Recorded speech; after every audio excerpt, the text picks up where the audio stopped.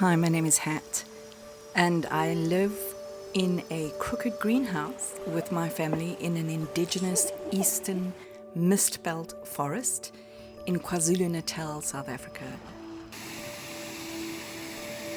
Like many creative creatures, I'm kind of allergic to sameness, but despite my general resistance to routine, there are a couple of daily rituals that I savor.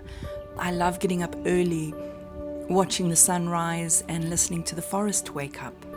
And of course, my morning coffee is non-negotiable. This is Floyd the Third. Yes, we name inanimate objects in this house, especially the important ones. Another one of my treasured morning rituals is something I call my daily think. It's that little window between coffee and breakfast where I let my mind stretch, wander around and spill out some of its chaos onto paper.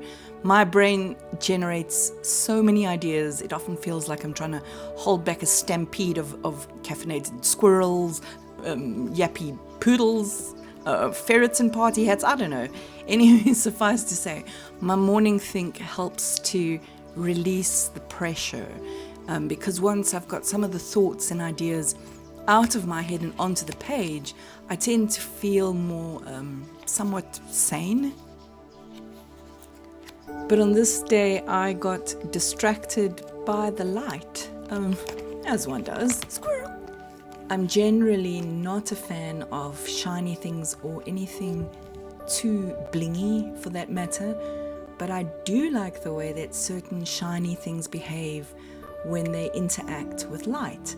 I like the way that they make colorful dots and sparkles and little rainbow prism thingies.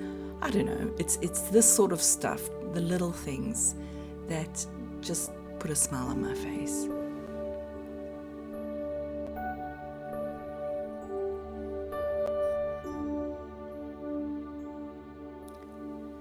It's winter here in the southern hemisphere, and even though it was a bit of a chilly day, well, okay, chilly by South African standards, I still enjoy just having my breakfast outside. I just put a blanket over my shoulders so I can sit and listen to the birds at the same time.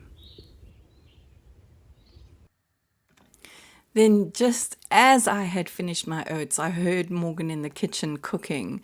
I'd completely forgotten it was the weekend, and generally on weekends we have a bit of a family tradition. Morgan makes a batch of crumpets or pancakes or flapjacks, I guess, depending on where you are in the world, what you would call these.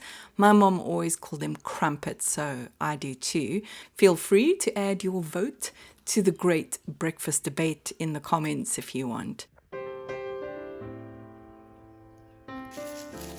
Another kind of random thing that I do when I'm outside is just to grab whatever bits and pieces of nature are within arm's reach and sort of arrange them, into shapes. It's a bit odd, I know, but my hands get bored and they always need something to fiddle with.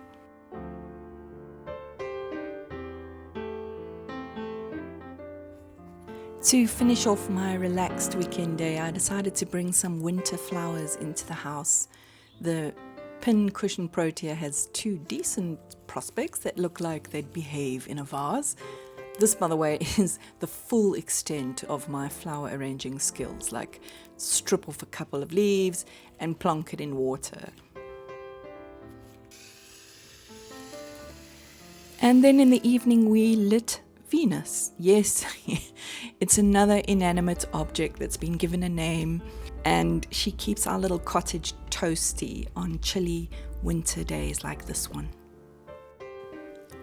So with Venus glowing and the coffee hot, I curled up with my iPad and started turning one of my nature art arrangements into a digital illustration.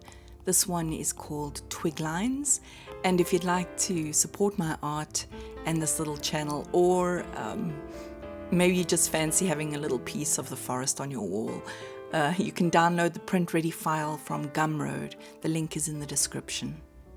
Anywho, if you are interested in stories about kind of unconventional living and creative families who live in forests, feel free to like, subscribe, or just pop by again sometime.